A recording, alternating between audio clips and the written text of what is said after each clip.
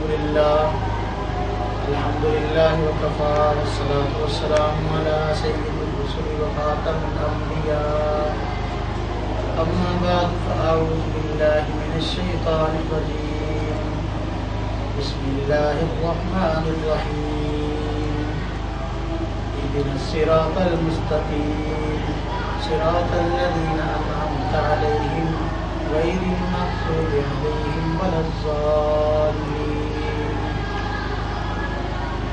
آمنت بالله صدق الله العظيم وصدق رسوله النبي الكريم ونحن على ذلك من الشاهدين والشاكرين والحمد لله رب العالمين. میرے بھائیو احترام بھائیو اور دوستو، شریعت دو چیزوں کا نام ہے. ایک شریعت کے اصول ہے اور دوسرے شریعت کی فروع. اصول سے مراد عقائد ہے اور فروع سے مراد مسائل. پھر جو شریعت کے مسائل ہیں یہ دو طرح کے ہیں. بعض مسائل کو مسائل اجتہادیہ کہا جاتا ہے اور بعض کو مسائل غیر اجتہادیہ کہا جاتا ہے.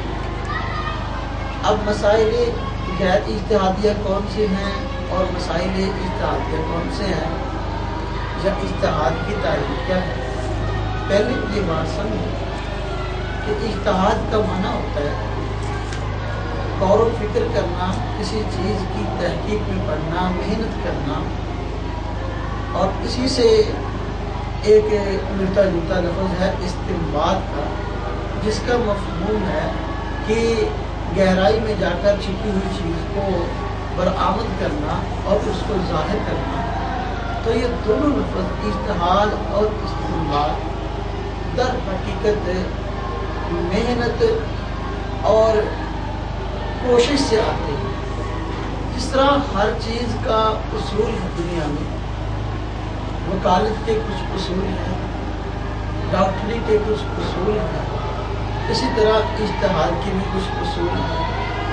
اجتہاد وہی آدمی کر سکتا ہے جو کہ اجتہاد کا اہل ہو اور ان اصولوں کا اس کو پتہ ہو.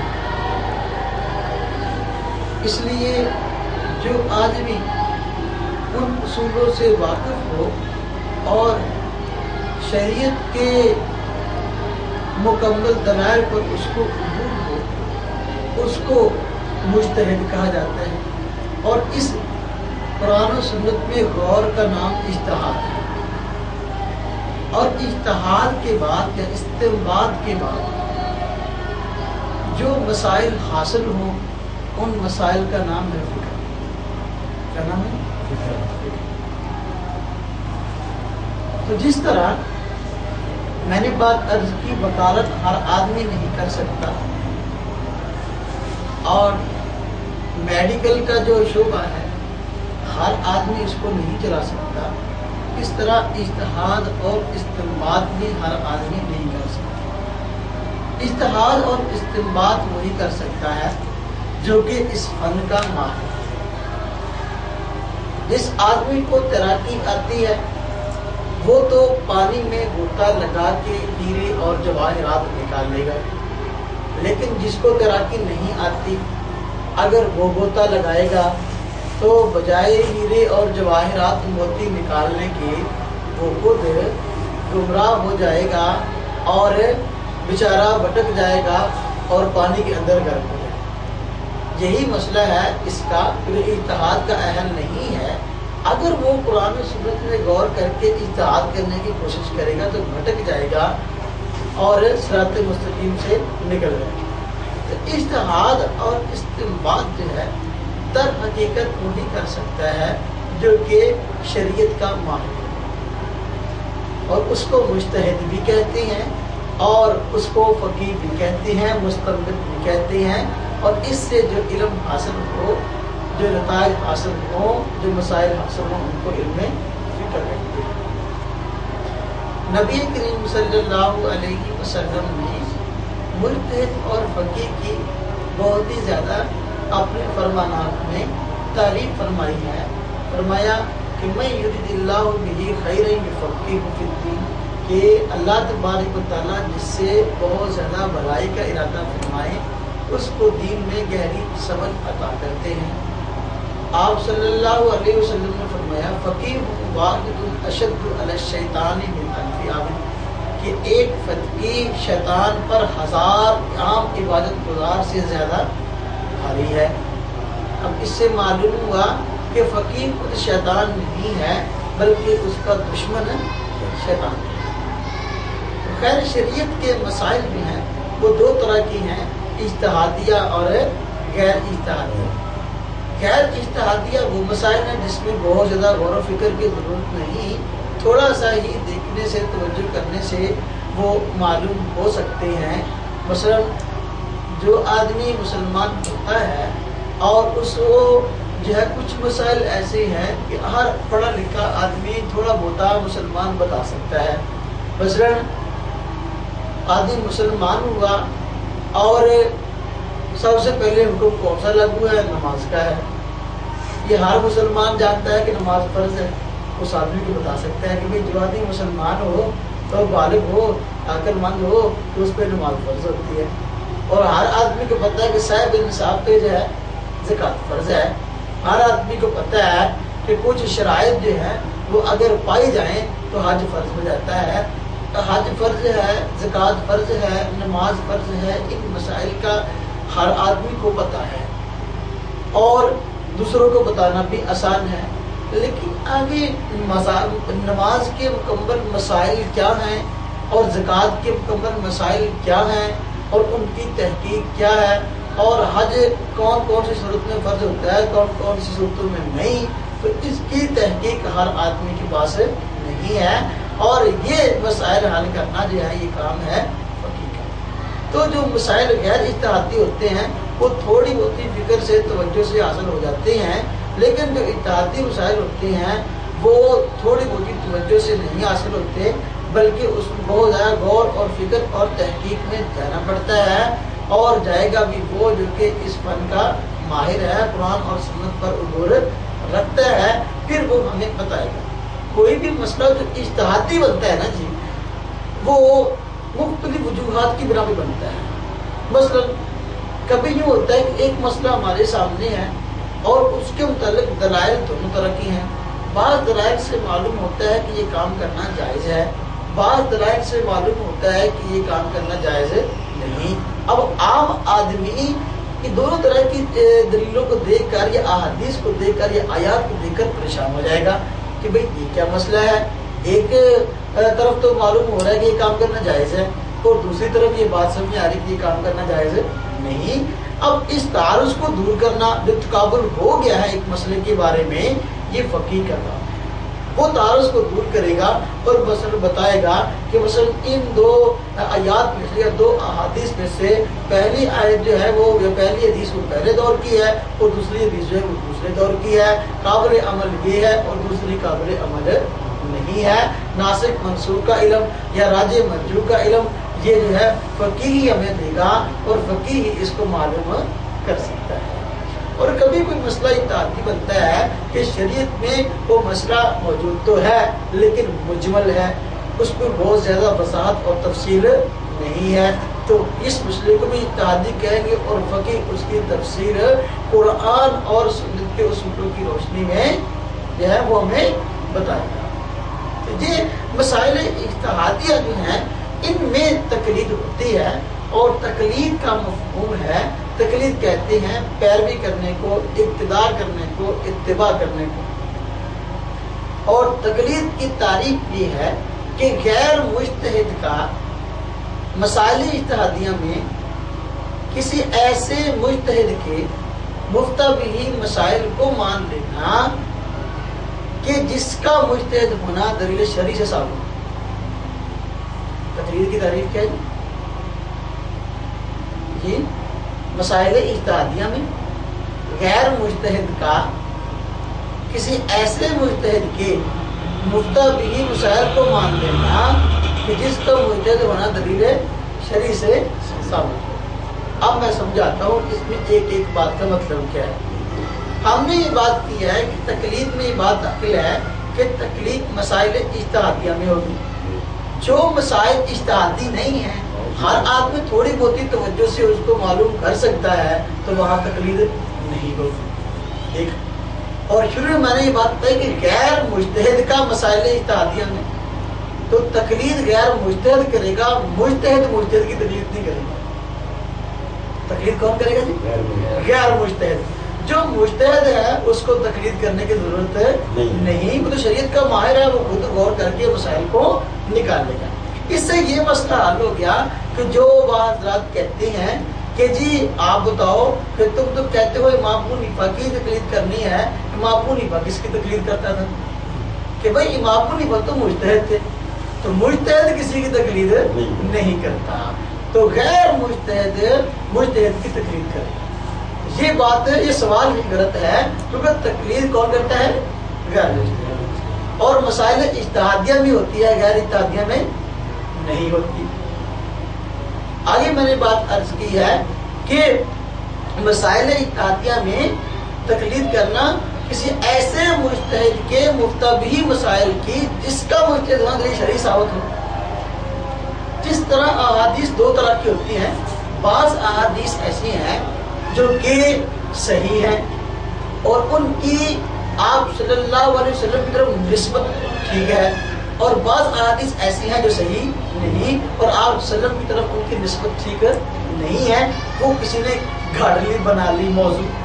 اس طرح جو مجتہد ہوتا ہے یا امام ہوتا ہے شریعت کا ماہر, اس کی طرف منسوب جو اقوال ہوتے ہیں وہ بھی دو طرح کے ہوتے ہیں.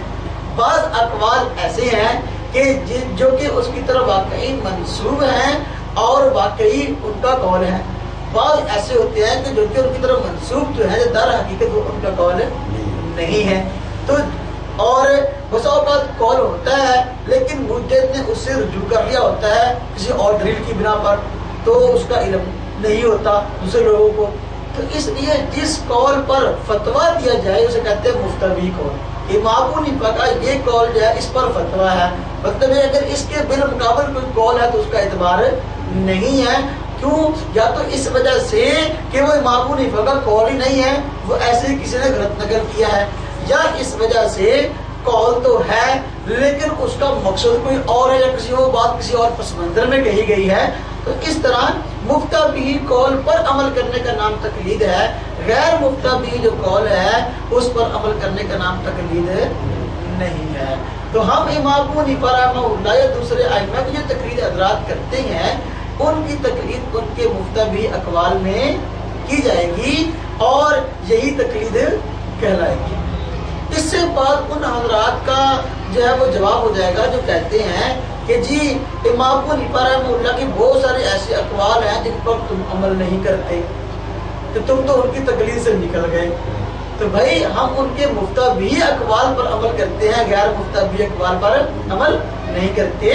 جس طرح کے موضوع احادیث جو ہے ان کی کوئی وقت نہیں ہے صحیح احادیث کے مقابلہ میں, اس طرح جو غیر مفتبی اقوال ہے ان کی کوئی حیثیت نہیں ہے مفتبی اقوال کے مقابلہ میں. وہ جو بعض غیر مقلد ہیں وہ انہی جو ہے وہ اقوال کو لیتے ہیں کہ جی دیکھو ایک غیر مقلد نے کتاب لکھی کہ حنفیوں کا امام ابو حنیفہ سے اختلاف. اب وہ غیر مفتبی قول لے کر آیا ہے, کہتے ہیں دیکھو یہ امام ابو حنیفہ یہ کہتا ہے لیکن یہ اس کی تقلید نہیں کرتے. تو بھائی ہم امام ابو حنیفہ کی تقلید کرتے ہیں مفتبی اقوال میں, جو غیر مفتبی اقوال ہیں ان کی حیثیت کی دوسرے الفاظ میں تم کہہ سکتے ہو موضوع ضعیف حدیث کی طرح ہے. صحیح حدیث کے ہوتے ہوئے ضعیف حدیث یا موضوع حدیث پر عمل کرنے کی ضرورت نہیں ہوتی. اس طرح مفتبی قول کے ہوتے ہوئے غیر مفتبی اقوال کی ضرورت نہیں ہے. پھر میں نے یہ بات عرض کی تقلید کی تاریخ میں یہ بات داخل ہے کہ ہم نے ایسے مجتہد کی تقلید کرنی ہے کہ جس کا مجتہد ہونا دلیل شرعی سے ثابت ہو. اب دلیل شرعی سے کیسے ثابت ہے؟ دلیل شرعی سے کیا مراد ہے؟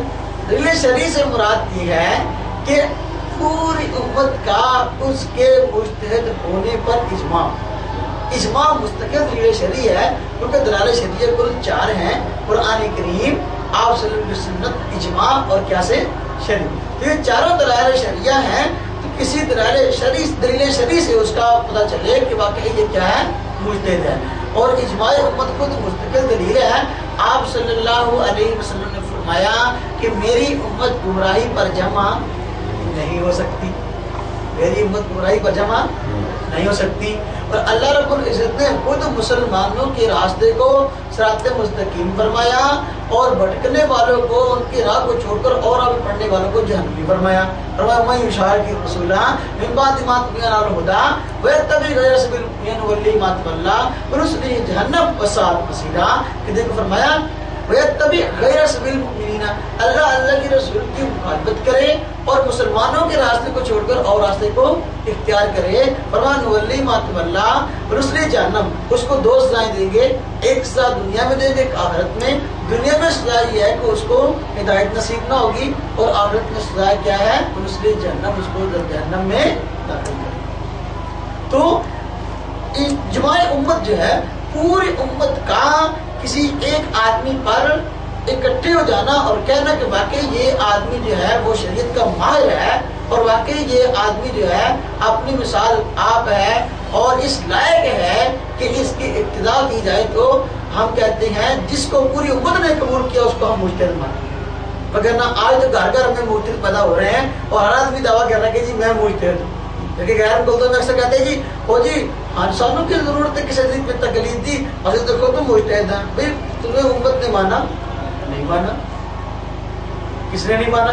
जो आजकल बहुत सारे मुजतहिदीन बने फिरते हैं, लेकिन चंद बातें या चंद हदीसें रट के जो है वो लोगों को गुमराह करते फिरते हैं। इससे ज्यादा उनका इल्म कोई भी नहीं और दुनिया में उन्हें कोई जानता नहीं।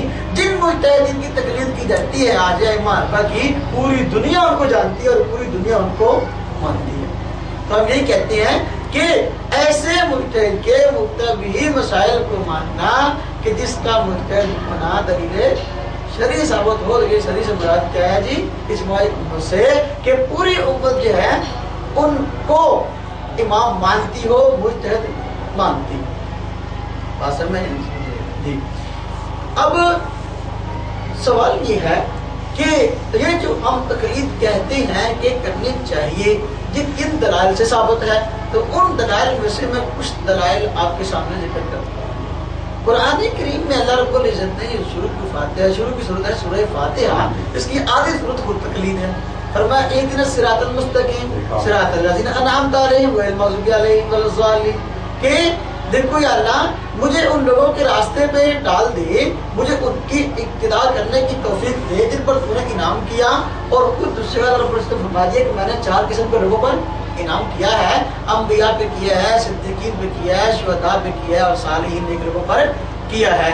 तो देखो ये खुद तकलीद की ताईद में सूरह फातिहा मौजूद है कि अल्लाह रब्बुल इज़्ज़त ने बंदे को दुआ सिखाई है कि भाई ये दुआ मांगो।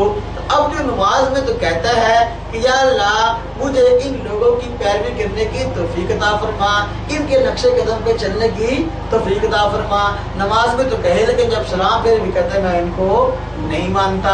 तो अब उसका क्या इलाज है? उसका क्या इलाज है? उसका इलाज वही है जो कि फिर कभी कभार उनके साथ होता है। तो इसलिए ये सूरह फातिहा तो खुद बता रही है कि भाई नेक लोगों की और जिन पर उम्मत को एतमाद हो उनकी तकलीद करनी चाहिए और जो गुमराह लोग हैं उनकी तकलीद नहीं करनी। सिरातल लज़ीना अनअमता अलैहिम गैरिल मग़ज़ूबि अलैहिम में देखो ये फरमाया गैरिल मग़ज़ूबि अलैहिम वलज़्ज़ालिमीन में फरमाया वो लोग मुराद हैं जिनकी तकलीद नहीं करनी, सीधे रास्ते खुद भटक गए और दूसरों को भटका रहे हैं, उनकी तकलीद नहीं करनी।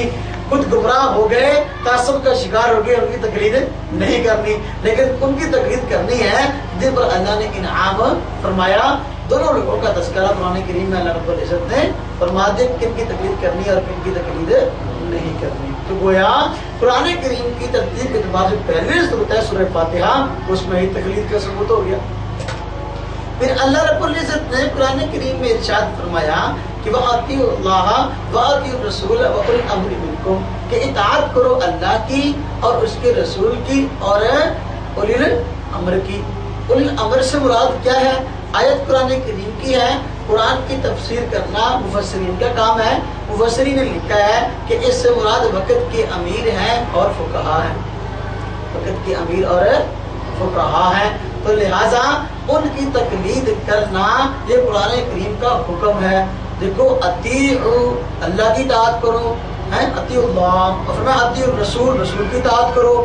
تو پھر فرمایا وہ امری منکم. پھر غور کرنے کی بات یہ ہے کہ ایک سوال کا جواب اللہ رب العزت نے اس آیت میں دیا ہے جب فرمایا وہ امری منکم، تو اس سے پہلے اطیعوا کا لفظ ذکر نہیں کیا. کیوں؟ اس لیے کہ مجتہد کی تقلید، فقیہ کی تقلید در حقیقت اس کی ابتدا نہیں ہے، در حقیقت ابتدا ہے اللہ اور اس کے رسول کی.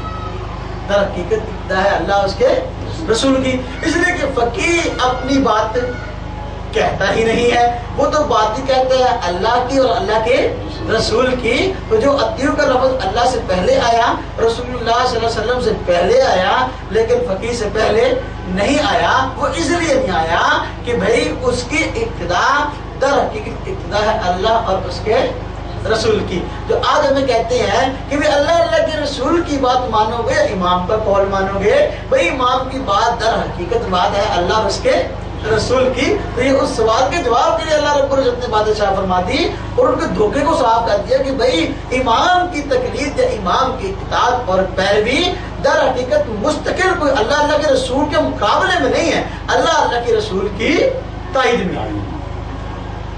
تو اس آیت سے بھی جو ہے تقلید کا ثبوت ہوا. اس طرح قرآن کریم میں اللہ رب العزت نے فرمایا فَاسْأَلُوا أَهْلَ الذِّكْرِ إِن كُنتُمْ لَا تَعْلَمُونَ.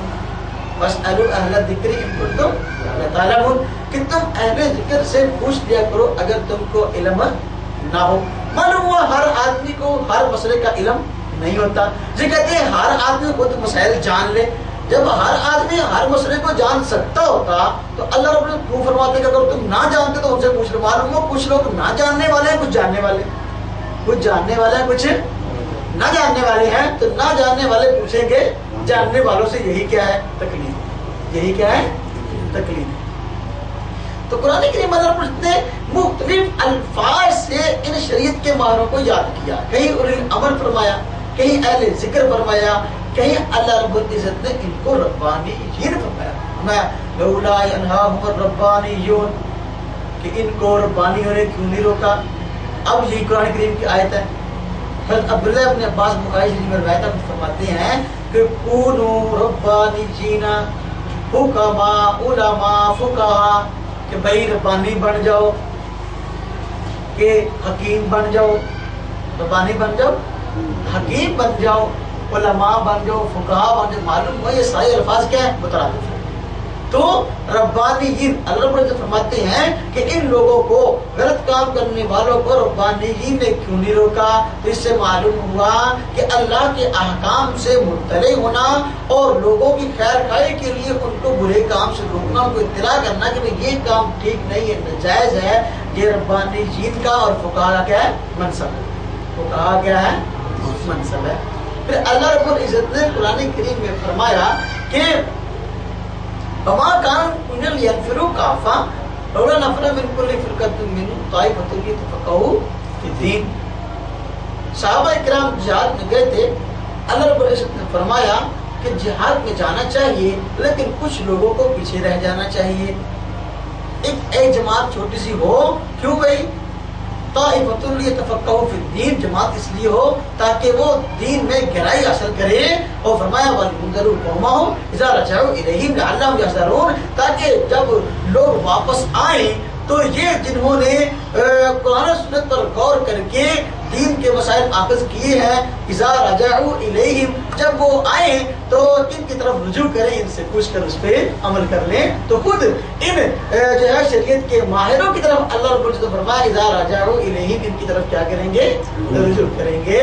تو دیکھو معلوم ہوا کہ ماہر کی طرف رجوع کا حکم اللہ تبارک و تعالیٰ نے قرآن کریم میں دیا ہے.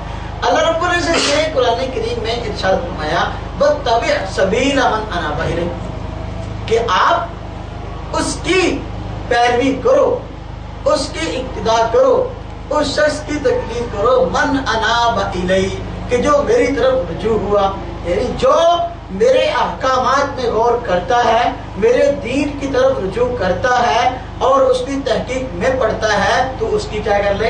اقتداء کر لے. اب اگر تقلید حرام ہوتی، اتباع حرام ہوتی، پیروی حرام ہوتی، ہر آدمی نے قرآن و سنت کو خود سمجھنا ہوتا، تو اللہ رب العزت کیوں فرماتے وَاتَّبِعْ سَبِيلَ مَنْ أَنَابَ إِلَيَّ؟ وہی اس لیے کہ ہر آدمی ہر مسئلے کو جان ہی نہیں سکتا. اللہ رب العزت نے فرمایا لَعَلِمَهُ الَّذِينَ يَسْتَنبِطُونَهُ مِنْهُمْ، کہ دیکھو جو ان لوگوں میں سے اہل استنباط ہیں وہ اس کو جان لیتے اور پھر جو ہے دوسرے لوگ ان سے پوچھ لیتے. تو اس اہل استنباط یعنی بات کی تہ میں اتر کر اس بات کی حقیقت کو جاننے والے جان لیں اور دوسرے ان سے پوچھ لیں. تو یہ اصل منصب ہے فقہا کا کہ وہ مسائل خود اخذ کرتے ہیں، نکالتے ہیں قرآن اور سنت سے غور کر کے، دوسرے لوگ جو ہے پھر نہ جاننے والے ان کی ابتداء کر لیتے ہیں. قرآن کریم کی بہت ساری آیات ایسی ہیں آپ کو مل جائیں گی جس میں ان باتوں کا ثبوت موجود ہے کہ جو آدمی مسائل سے واقف نہیں ہے تو وہ ان کی طرف رجوع کرے جو کہ مسائل سے واقف ہیں. نبی کریم صلی اللہ علیہ وسلم نے فرمایا انما شفاء العی سوال، کہ جو بیمار ہے اس کی شفا ہے سوال کرنے میں. کیا مطلب؟ کہ جس کو بھائی بیچارہ جہالت کا مرض ہے اس کو، تو اپنے جہالت کیسے دور کرے گا؟ کہ جس کو مسئلہ آتا ہے مسئلہ پوچھ کے اپنی جہالت کو دور کر لے. اسی کا نام تقلید ہے کہ بھائی شریعت کے ماہر سے ہم مسئلہ پوچھ لے یا اس کی تحقیق پر عمل کر لے، اپنی جہالت کو دور کر لیں. اس سے یہ بات معلوم ہوئی کہ جو مجتہد ہے وہ جاہل نہیں ہوتا، جو مجتہد ہے وہ جاہل نہیں ہوتا، بلکہ وہ تو اس نے اپنی جہالت سے نجات پائی، جہالت کے مرض سے نجات پائی مجتہد سے پوچھ کر. اللہ کے نبی نے اس کو شفا یافتہ فرمایا کہ وہ تو جہالت سے کیا پا گیا؟ شفا. جس نے ماہر سے پوچھ کر عمل کر لیا. لیکن ایک آدمی ماہر بھی نہیں ہے اور ماہر سے پوچھتا بھی نہیں ہے تو وہ جاہل ہوا کہ نہ ہوا؟ وہ جاہل بھی ہے اور جہالت سے اس نے شفا بھی نہ پائی، جہالت سے شفا بھی نہ پائی اور جاہل ہے اور اپنے آپ کو عالم سمجھ رہا ہے. یہی اس کی جہالت ہے کہ آتا بھی کچھ نہیں اور سمجھا بھی اپنے آپ کو بہت کچھ، تو وہ جاہل ہے اور وہ جہالت سے اس نے اپنی شفا نہیں پائی. ہم کہتے ہیں ہم شریعت کے مسائل پر مکمل قبول نہیں رکھتے اور اس کے اصول پر قبول نہیں رکھتے، جو ہمارے آئمہ ہیں وہ قبول رکھتے تھے، ہم نے ان پر اعتماد کیا، ان پر اعتماد کر کے ان سے پوچھ کر جو ہے اپنی جہالت کو دور کر لیا، تو ہم جو ہے الحمدللہ جہالت سے شفا پا گئے اور تم ابھی تک جہالت میں ہی ڈوبے ہوئے ہو. بات سمجھ آئی نا جی؟ تو اس طرح قرآن کریم کی آیات میں آدمی غور کرے، نبی کریم صلی اللہ علیہ وسلم کے فرمانات میں غور کرے تو تقلید کا ثبوت آدمی کو بہر صورت مل جاتا ہے اور کافی اور شافی مل جاتا ہے. جس نے ماننا ہو اس کو مل جاتا ہے. اور مجتہد جو اجتہاد کرتا ہے وہ دلائل شریعہ کو سامنے رکھ کے کرتا ہے. قرآن کریم سب سے پہلے مسئلہ قرآن کریم سے دیکھتا ہے، پھر اگر قرآن کریم میں مل جائے تو ٹھیک، اگر نہ ملے تو پھر مسئلہ دیکھتا ہے سنت میں مل جائے تو ٹھیک ہے، نہ ملے تو پھر اگر اس مسئلے پر اجماع امت ہو تو اس اجماع کو لے لیتا ہے، اگر اجماع بھی نہ ہو تو پھر اس پہ اجتہاد کرتا ہے. فقہ کی کتابوں میں یہی بات لکھی ہے، اصول فقہ کی کتابوں میں، کہ بھئی جو اجتہاد کے اصول ہیں وہ یہ ہے. اور یہ چاروں اصول قرآن کریم سے ثابت ہے. قرآن کا دلیل شرعی بنا بھی موجود ہے، اتبعوا ما انزل الیکم من ربکم، کہ دیکھو جو قرآن تمہاری طرف تمہارے رب کی طرف سے اتر رہا ہے اس کی اتباع کرو. تو قرآن کا دلیل شرعی ہونا معلوم ہو گیا. حدیث کا دلیل شرعی ہونا بھی قرآن سے معلوم ہے. کیسے؟ فرمایا کہ قل ان کنتم تحبون اللہ فاتبعونی، کہ آپ ان کو فرما دیجیے آپ وسلم کہ اگر تم کو اللہ سے محبت ہے تو فاتبعونی، میری اتباع کرو، میری اتباع کرو. دیکھو سنت کا دلیل شرعی ہونا بھی کیا ہو گیا؟ معلوم ہو گیا. اجماع بھی دلیل شرعی ہے، اس کی دلیل جو ہے وہ خود میں نے وہ شاہ کی رسول پہلے بیان کی ہے. پوری امت کسی مسئلے پہ اکٹھی ہو جائے وہ بھی کیا ہے؟ اجماع. وہی شاہ کی رسول من بعد ما تبین الہدی ویتبع غیر سبیل المؤمنین نولیہ ما تولی ونصلہ جہنم وساءت مصیرا. اللہ رب العزت فرماتے ہیں کہ مومن کی راہ کو چھوڑ کر اور راستے پڑھنے والا دنیا اور آخرت میں نقصان ہوتا ہے. दुनिया में नुकसान यह है कि उसको हिदायत न मिलेगी और उसका दिल स्याह हो जाएगा और आखिरत में उसकी सजा ये कि उसको जहन्नम मिलेगी। और क्यास का या मुज्तहिद के इत्तेहाद पर अमल का हुक्म जो कुरान करीम में है, और मैं वक्तव्य सबीला मन अनाब इलैहि, पहले मैंने कुरान करीम का बयान किया है कि आप उस शख्स के इत्तेहाद पर अमल करें जो कि मेरी तरफ रुजू करता है। तो ये चारों दलाल मौजूद है, कुरान से भी इसका सबूत हो गया और हदीस से भी इसका सबूत मौजूद है कि हज़रत मुआज़ रज़ियल्लाहु तआला अन्हु को आप सल्लल्लाहु अलैहि वसल्लम ने यमन का गवर्नर बना के भेजा। तो जाते हुए उनसे पूछा कि मुआज़, ये तो बताओ कि तुमसे लोग मसाइल पूछेंगे, किस तरह बताओगे? तो आपने फरमाया कि मैं मसाइल बताऊंगा कुरान करीम से। आप सल्लल्लाहु अलैहि वसल्लम फरमाया कि अगर तुझे कुरान से न मिले फिर? उन्होंने फरमाया कि मैं आपके फरमान से बता दूंगा। आपने फरमाया कि अगर तुझको मेरा फरमान भी ना मिले। अब देखो ये हदीस जो है बता रही है कि सारे मसाइल तफसील के साथ जो है उनका जो है वो कुरान और सुन्नत में मौजूद है नहीं। बाज़ मसाइल में जो है वो उसूल तो है बाज़ बातों में, लेकिन तफसील उनकी नहीं, उनकी तफसील में जाना पड़ेगा। इसलिए आपने फरमाया कि अगर तुमको सुन्नत में ना मिले तो हज़रत मुआज़ रज़ियल्लाहु तआला ने फरमाया अजताहिदु बिराई, मैं अपनी राय से क्या करूँगा? इत्तेहाद करूँगा। मालूम हुआ अपनी राय से इत्तेहाद करना कोई कुफर नहीं है। कहती है अहले राय है भाई, अहले राय जो है वो अहले राय होना एक फखरिया बात है। जिसकी राय हो ही ना है वो तो पागल होता है, दीवाना होता है। जो समझदार होता है उसकी राय को लोग लेते हैं, उससे मुश्किल औकात में राय लेते हैं। और जो पागल होता है, दीवाना, पता होता है इसने कोई काम की बात करनी नहीं, उससे ना कोई आदमी राय लेता है ना उसको अहले राय में से समझता है। ये कोई बुरी बात नहीं। तो खैर आपने फरमाया मुआज़ ने अजताहिदु बिराई, मैं जो है अपनी राय से क्या करूंगा? इत्तेहाद। और आप सल्लल्लाहु अलैहि वसल्लम ने इस पर खुशी का इज़हार फरमाया और फरमाया कि वाकई अल्लाह का रसूल जो है वो राजी है इस बात पे जो है जिस चीज की तौफीक अल्लाह ताला ने उसके कासिम को दी है, हज़रत मुआज़ को दी है। तो इसका सबूत कुरान से भी हो गया और सुन्नत से भी हो गया, हदीस से भी हो गया। तो इसलिए हम कहते हैं हमारे मुज्तहिदीन ने जितने मसाइल जो है वो निकाले हैं वो तमाम मसाइल दलाइल शरीया पर मबनी है। कोई मसला भी ऐसा नहीं है जो कि किसी दलील शरई से हटकर हो। आज कोई आदमी दो हदीसें याद करने वाला और उनके रावियों का भी उसको बेचारे को पता नहीं और उन पर यह भी नहीं पता भी हदीस की अकसाम क्या है, बस वो फिरता है लोगों को गुमराह करता और कहता है जी हदीस पर नहीं है इमाम का कौल करना। भाई वो इमाम का कौल कोई भी दलील शरई से हटकर होता ही नहीं है और सारे मसाइल तफसील के साथ जो है वो हदीस में है ही नहीं। अगर होते थे आप सिर्फ क्यों फरमाते भाई इल्लम तजीद, अगर तो हदीस कभी ना पाए तो फिर क्या करें? फिर तो और पास कहते हैं है ही सारे, ये नहीं फरमाया। क्या फरमाया? इत्तेहादु बिराई। मालूम हुआ जब एक मसला कुरान और सुन्नत में वाज़ेह तौर पर ना हो तो उसमें इत्तेहाद किया जाएगा।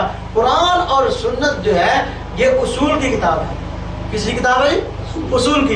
इन उसूलों की रोशनी में मुज्तहिद जो वो इत्तेहाद करता है और उसे निकालता है। अब आदमी कहे जी मैं तो सूद तब छोड़ूंगा बैंक का, आप मुझे जो है वो कुरान से बैंक के सूद के बारे में बैंक का लफ्ज़ दिखाओ कि जी बैंक का सूद हराम है फिर मैं छोड़ूंगा। हैं तो आप कहेंगे वो उसूल की किताब है ना, बैंक का सूद हराम है, हम वो उसूलों की रोशनी में आपको बताते हैं या हदीस की रोशनी में आपको बताते हैं। कोई आदमी कहे रेलगाड़ी में नमाज पढ़नी है तो मुझे कुरान में बताओ कि रेलगाड़ी का लफ्ज़ है किस तरह पढ़ने की आप मसाइल है, जहाज पे नमाज पढ़ने के मसाइल है, अब वो मुझे जहाज का कोई लफ्ज़ दिखाओ।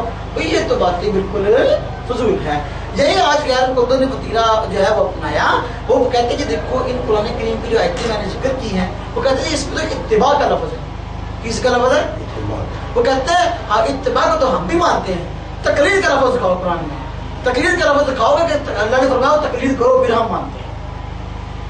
तो ये लफ्ज़ दिखाओ फिर मानेंगे, हम इत्तिबा को तो मानते हैं। हम कहते हैं भाई इस तरह तो बहुत सारी चीज़ों से हाथ धोना पड़ेगा। देखो नमाज हम पढ़ते हैं लेकिन अगर कोई मुनकरी हदीस आए हमारे पास और आकर कहे कि भाई मैं तो नमाज तब पढ़ूंगा पूरे कुरान में मुझे नमाज का लफ्ज़ दिखाओ, है नमाज का लफ्ज़, सलात का लफ्ज़ है, नमाज का लफ्ज़ तो नहीं ना। लेकिन तुम जो कहते हो नमाज पढ़ी, नमाज का लफ्ज़ कुरान में है नहीं, नमाज का लफ्ज़ दिखाओ फिर मानता हूँ। یا ایک آدمی کہتا ہے جی تم جو شور میں جاتے ہو جو ہے آگے کو توحید توحید توحید، تو پورے قرآن میں توحید کا لفظ ہے؟ پورے قرآن میں توحید کا لفظ کہیں بھی نہیں ہے۔ جس طرح ایسی آیات موجود ہیں جن سے توحید سمجھ میں آتی ہے، اسی طرح ایسی آیات جو جن میں تقلید سمجھ آ سکتی ہے۔ لفظ اگر نہیں تو پھر کیا ہوا؟ کوئی ایسا کہتا ہے میں جنازہ تب پڑھوں گا، جنازہ تب پڑھوں گا جبکہ قرآن میں مجھے جنازے کا لفظ دکھاؤ ہے، جنازے کا لفظ قرآن کریم میں ہے نہیں۔ اس لیے بھائی جو بات قرآن اور سنت سے معلوم ہو وہ ٹھیک ہے تفصیل کے ساتھ، جو معلوم نہ ہو قرآن اور سنت چونکہ اصول کی کتاب ہے، موجود ان اصولوں سے جو ہے ان مسائلوں کیا کر لے گا، حل کر لے گا۔ اتباع کا لفظ جو ہے تقلید کے معنی میں آتا ہے، اور یہی لوگ دھوکہ دینے کے لیے بسا اوقات ایسی آیتیں پڑھتے ہیں جن میں اتباع کا لفظ ہے اور کہتے ہیں تقلید مراد ہے۔ مثلا میں بتاتا ہوں، یہ کہتے ہیں تقلید کرنا مشرکین کا شیوا ہے، اور ایسے پڑھتے ہیں وہ جن میں اتباع کا لفظ ہے کہ جی جب ان کو کہا جائے کہ بھئی اس قرآن پر عمل کرو، مشرک کہتے ہیں بل نتبعو، بلکہ ہم تو اتباع کرتے ہیں، ما وجدنا علیہ آبانا، کہ ہم تو اتباع کرتے ہیں ان کی ہی، ان باتوں کی جن پہ ہم نے اپنے باپ دادا کو پایا ہے۔ دیکھو وہاں اتباع کا لفظ ہے نا، تو وہاں تقلید مراد لے رہے ہیں، اور کہتے ہیں کہ یہاں کیا ہے تقلید کا حرام ہونا ہے، تو ہم کہتے ہیں لفظ اتباع کا ہے، تم کہتے ہو اتباع اور تقلید اور چیز ہے۔ معلوم ہوا تو اتباع اور تقلید ٹھیک ہے۔ اور باقی رہی باپ دادا کی بات کی، جب انہوں تقلید کی نفی کرنی ہوتی ہے تو باپ دادا کو ایسے پڑھتے ہیں، قرآن میں ہے باپ دادا کی بات نہیں ماننی، تم باپ دادا کے دین کو لے کر بیٹھے ہو، اس طرح کی باتیں کرتے ہیں۔ ہم کہتے ہیں بھائی ایک تقلید مذموم ہے، ایک تقلید محمود ہے، یعنی ایک تقلید اچھی ہے اور ایک بری ہے۔ ایسی تقلید بری ہے کہ جس میں اللہ کے رسول کے حکم کو ٹھہرایا جائے، اور ایسی تقلید اچھی جس میں اللہ کے رسول کی باتوں کو مانا جائے۔ اباؤ اجداد کی تقلید اگر تو ہو قرآن اور سنت کو ٹھکرانے کے لیے تو یہ تقلید کیا ہے؟ بری۔ اللہ رب العزت نے فرمایا نا اولو کان آباؤہم لا یعقلون شیئا ولا یہتدون، یہ جو کہتے ہیں باپ دادا کی باتیں ہم مانتے ہیں، اگر ان کے باپ دادا عقل نہ رکھتے ہو، رائے راست پہ نہ ہو، پھر بھی ان کی بات مانیں گے۔ معلوم ہوا اگر باپ دادا عقل مند ہو اور ان کی بات ٹھیک ہو، راہ راست پر ہو، پھر تو ان کی اتباع کرنی چاہیے، پھر ان کی اتباع۔ تو دیکھو ایت کا اگلا حصہ پڑھیں گے، آگے والا حصہ نہیں پڑھیں گے۔ لا تقربوا الصلاۃ تو پڑھتے ہیں، کہ اللہ نے فرمایا نماز قریب ہے، نہ جاؤ وانتم سکارا، نہیں پڑھتے۔ دیکھو آگے والے نے فرمایا اولو کان آباؤہم لا یعقلون شیئا ولا یہتدون، کہ بھئی اگر تمہارے باپ دادا جو ہیں وہ عقل نہ رکھتے ہو، راہ راست پہ نہ ہو، پھر بھی ان کی بات مانو گے۔ معلوم ہوا کہ اگر راہ راست پر ہو اور عقل مند ہو تو بات مانی جائے گی۔ اس کا قرآن میں مثلا کہتا ہوں، قرآن کریم میں اللہ نے فرمایا کہ حضرت یعقوب علیہ السلام کی جب موت کا وقت آیا تو انہوں نے اپنی اولاد کو جمع کیا اور فرمایا کہ میرے بعد تم کس کی عبادت کرو گے؟ تو اولاد نے کہا جی ہم عبادت کریں گے آپ کے خدا کی اور آپ کے باپ دادا کے خدا کی۔ سمجھے؟ فرمایا اب کنتم شہداء اذ حضر یعقوب الموت، کیا تم اس وقت موجود تھے؟ مشرکین مکہ کی تقلید کرنا مشکل ہے، وہ کہتے تھے کہ ہم جو ہے حضرت ابراہیم اور ان کی اولاد کو ماننے والے ہیں اور ہمارا دین وہی جو ان کا تھا۔ اللہ تعالیٰ فرماتے ہیں کہ تم نے ان حالات کو نہیں دیکھا؟ حضرت یعقوب علیہ السلام کی جب موت کا وقت آیا تو انہوں نے اپنی اولاد کو جمع کیا اور فرمایا کہ لم تعبدون من بعدی، تم میرے بعد کس کی بات کرو گے؟ تو قالوا، انہوں نے کہا نعبد الہک و الہ آبائک، ہم عبادت کریں گے تیرے معبود کی اور تیرے باپ دادا کے معبود کی۔ معلوم ہوا اب دیکھو باپ دادا کے معبود کو دلیل بنا رہے ہیں، وہ شدہ ایسے کہتے ہیں کہ ہم عبادت کریں گے اپنے رب کی، یہ نہیں فرمایا کہ ہم عبادت کریں گے اپنے رب کی، فرمایا تیرے رب کی اور تیرے باپ دادا کے رب کی۔ کیوں؟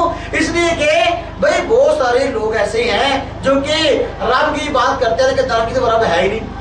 ہمیں تو حقیقی معبود کی پہچان ہوئی ہے آپ سے اور آپ کے باپ دادا سے، اس لیے ہم اس معبود کی بات کریں گے جس معبود کی ہمیں پہچان ہوئی ہے آپ سے اور آپ کے باپ دادا سے۔ تو ہمیں تو بھائی ہم اس خدا کی بات کریں گے جس کا کوئی شریک نہیں ہے۔ مانو باپ دادا کا عمل اگر ٹھیک ہو دلیل میں پیش کیا جا سکتا ہے، یہ انبیاء علیہ السلام کی اولاد کے اور انبیاء کی سنت ہے۔ بات سمجھ میں آئی تھی؟ ہاں جی، تو یہ کوئی ایسی بات نہیں۔ اور علی ابراہیم علیہ السلام جو ہے خود جو ہے وہ نبی صلی اللہ علیہ وسلم کے جو ہے وہ اباؤ اجداد میں داخل ہیں، اور قرآن کریم میں حکم دیا گیا کہ वत्तबि मिल्लत इब्राहिम हनीफा है, कह रहे इब्राहिम अलैहिस्सलाम के दीन की पैरवी करो। बाप कहता है कि दीन अगर बुरा हो तो फिर मना है उसका, अगर अच्छा हो तो फिर उस पर अमल करना कुरान का हुक्म है, और नहीं मानेगा डबल गुनाह है। यही फरमाएगा ना, वालिदैन वसील इंसान वालिदैहि है, फरमाएगा तुमको हमने वसीयत की है कि अपने वालिदैन का हुक्म मानो, और फरमाएगा इन जहादा का, अगर तुझको मजबूर करे इस बात पर तो शरका भी माशरका भी इल्म, ऐसी बात पर कि तू शरीक करे मैं शायद उस चीज को कि जिसका तुझे कोई इल्म नहीं है, जो दिन की बात ना हो, तो फिर तुमने उनकी इताअत नहीं करनी, इताअत। लेकिन अगर दिन की बात कहें तो बात ठीक हो तो फिर उनकी बात इताअत करनी है, अगर नहीं करो डबल गुनाह है। अल्लाह की नाफरमानी करने का अलग गुनाह, बाप दादा की मुखालफत करने का अलग गुनाह। तो ये बाप दादा की मुखालफत जो है ये तब है जब को शरीयत के खिलाफ कहें, अगर वो शरीयत के हक में कहते हैं तो फिर ये मन्ना नहीं है। अब मैं कुछ बातें आपके सामने अर्ज करता हूँ कि जो ये सवालात के अंदाज से बसौकात करते हैं मुस्लिम, कहते हैं जी आप तकलीफ करते हो इन इमामों की, तुम सहाबाए किराम की तकलीफ क्यों नहीं करते? तुम खुद कहते हो कि इन इमामों से ज्यादा दर्जा बढ़ा हुआ किनका? सहाबाए किराम का, तुम सहाबा की तकलीफ क्यों नहीं करते? हम इसका ये जवाब देते हैं कि भाई अल्लाह के बंदो, हम सहाबाए किराम की भी तकलीफ करते हैं और उनकी तकलीफ करते हैं इन इमामों से पूछकर, क्योंकि सहाबाए किराम ने तो कोई जो है ना अलग कोई किताबें तो नहीं लिखवाई ना, उनके जो इज्तिहादात थे वो इन आइमा किराम ने अपनी किताबों में मुदव्वन करवा दिए, अपनी फिक़ह मुदव्वन करवा दिए। जहाँ सहाबा किराम का इज्तिहाद मौजूद था, सहाबा किराम के फैसले मौजूद थे, वहाँ मुज्तहिदीन ने अपने इज्तिहादात नहीं किए, वहाँ वैसे ही उनको ले लिया, वैसे ही उनको ले लिया है। तो इन बातों में दर हकीकत जो है इत्तिबा है सहाबा किराम की, जिनको सहाबा किराम ने खुद इज्तिहाद में इज्तिहाद करके बताया था, तो वो फुक़हा किराम ने ऐसे ही अपनी फिक़ह में लिखवा दी हैं। तो उन दर हकीकत उन मसाइल में अइम्मा की इब्तिदा है सहाबा इकराम की। आपसे फरमाया था कि मेरे बाद अबू बकर उमर की इब्तिदा करना, तो हज़रत उमर की और हज़रत अबू बकर सिद्दीक़ की इब्तिदा हो रही थी, पैरवी हो रही, तकलीद हो रही थी उनके ज़माने में। अबू बकर सिद्दीक़ की इब्तिदा थी और तकलीद थी उनके ज़माने में, सैयदना उमर की थी उनके ज़माने में, हज़रत उस्मान की थी उनके ज़माने में। अब इन सहाबा किराम की जो तकलीद हुई अपने अपने दौर में, इन सहाबा किराम ने जो फैसले किए हैं उन फैसलों को हम अल्हम्दुलिल्लाह तस्लीम करते हैं, और उनको हमारे आइमा ने भी तस्लीम किया और जो का तो अपनी फिक़ह में लिखवा दिया है। तो देखो इन आइमा की तकलीद उन मसाइल में दर हकीकत तकलीद है उन सहाबा की। फिर वो हमें कहते हैं जी कि तुम अबू हनीफा या दूसरे आइमा की तकलीद करते हो, उनके उस्तादों की क्यों नहीं करते? उनके उस्तादों की क्यों नहीं करते? जिन उस्ताद से मरने वाला होता है। तो इसका जवाब भी वही है जो हमने कहा, जहाँ उनके उस्तादों की तकलीद का मसला है, उनके उस्तादों ने जो इज्तिहादात किए हैं उनके इज्तिहादात को उन आइमा ने ऐसे ही ले लिया है, ऐसे ही उन इज्तिहादात को ले लिया है। और जो है दर इन मसाइल में भी इनके इज्तिहादात को मानना और वो दर मानना है उनके उस्तादों के इज्तिहाद को, ये ऐसी बात नहीं है। अच्छा, फिर वो कहते हैं कि जी ये जब तुम तकलीद करते हो तो इसका सबूत सहाबा किराम में था, सहाबा किराम तकलीद करते थे, सहाबा किराम तकलीद तो कुछ कम गलत नहीं थे। हम कहते तो तुम झूठ बोलते हो, सहाबा किराम वाकई मुकर्रर थे। आप देखो मक्का मुकर्रमा में हज़रत अब्दुल्लाह इब्न अब्बास की तकलीद होती थी, और मदीना तैयबा में हज़रत ज़ैद इब्न साबित की तकलीद होती है, उनका फतवा चलता था।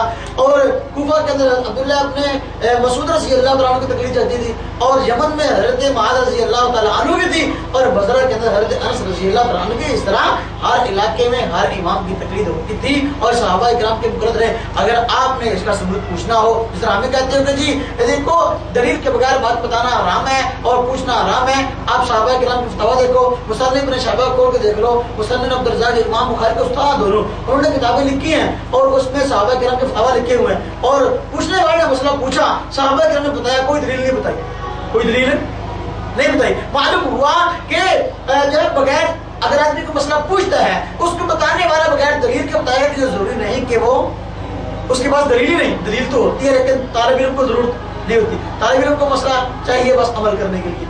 ये जो मसला पूछने आया बेचारा आम आदमी, उसको दलील का क्या फायदा?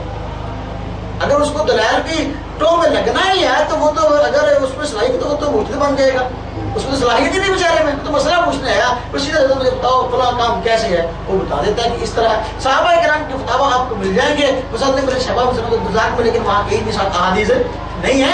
جس تم کہتے ہو کہ جی دیکھو ہم فقہ کے مسائل کو کیسے مانیں، یہ جو ہے یہاں تو کوئی احادیث نہیں ہے، تو یہ نہیں ہے بھائی، مسائل بتائے ہیں دلیل شرعی کو سامنے رکھ کے اور دلائل کے واقعی موجود ہیں۔ اگر دیکھ لو تو اعلاء السنن کو دیکھ لو، دیکھو تو اعلاء السنن کو مولانا ظفر احمد عثمانی رحمہ اللہ نے مولانا اشرف علی تھانوی رحمہ اللہ کہنے پر ایک کتاب لکھی اعلاء السنن کے نام سے، وہ عربی میں ہے اور 20 سے زائد جلدوں میں ہے، اتنی موٹی موٹی 20 سے زائد جلد، اس میں فقہ حنفی کے مسائل سارے لکھے ہیں اور ساتھ دلائل بھی لکھے ہیں کہ فقہ نے یہ مسئلہ کہاں سے نکالا ہے، قرآن کی آیات احادیث وغیرہ تفصیل سے، اور 20 سے زائد جلدوں میں ہیں۔ جنہوں نے وہ کتابیں ایسی ہیں، وہ جو جلدیں ہیں ان کی کمر توڑ کے رکھ دی، اور بیچارے آج تک اس کا جواب نہیں دے سکے، آج تک اس کا جواب نہیں دے سکے، لوگوں کو برگلاتے پھرتے ہیں اور اس کی کچھ جلدوں کا اردو ترجمہ بھی ہو گیا ہے۔